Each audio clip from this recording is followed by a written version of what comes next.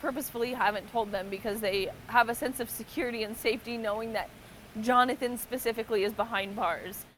Stephanie Davis says she couldn't tell her children there was a chance Jonathan Soberanis would be released. And I didn't know what the outcome of today would be, so I didn't want to stress him out. She says she learned about Soberanis last year when he tried to get to her son when he was home alone. In this case, Soberanis was found not competent to stand trial, an evaluator suggesting a variety of possible intellectual disabilities, also citing evaluations that were conducted for past arrests, like this one in 2018. Can I call my mom first? No!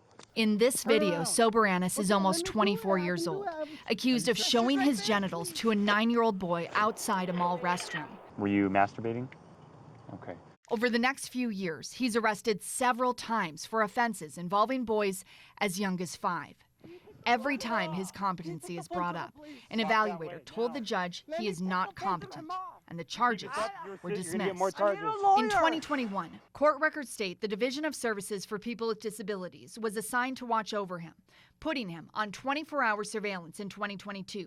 Something even Soberanis' newest defense attorney says didn't happen. And he wasn't actually supervised 24/7, and his needs exceeded what a group home situation could provide.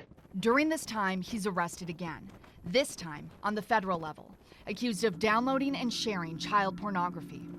It's something we've reported on in the past, but during his first federal detention hearing, we learned new information on how he managed to get that pornography. While using a phone that was given to him by DSPD. The Utah Attorney General's office presents this information while trying to convince a judge not to move Soberanis to the Utah State Developmental Center, a controlled facility that works with people who have intellectual disabilities. But the AG's office says this facility is overseen by the same agency that gave him a cell phone and left him unsupervised, arguing when Soberanis is caught, he often gets violent. And what the government fears is this might be the type of defendant who is abusing a child and then acts out to silence the child and may end up hurting or killing a child in an attempt to avoid discovery and prosecution. I think that is extremely inflammatory.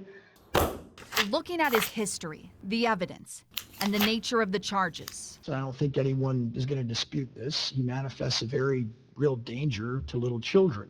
The judge says in this instance, it doesn't matter if Soberanis is truly competent. Because either he's unwilling or he's unable, either way we get to the same result of dangerousness.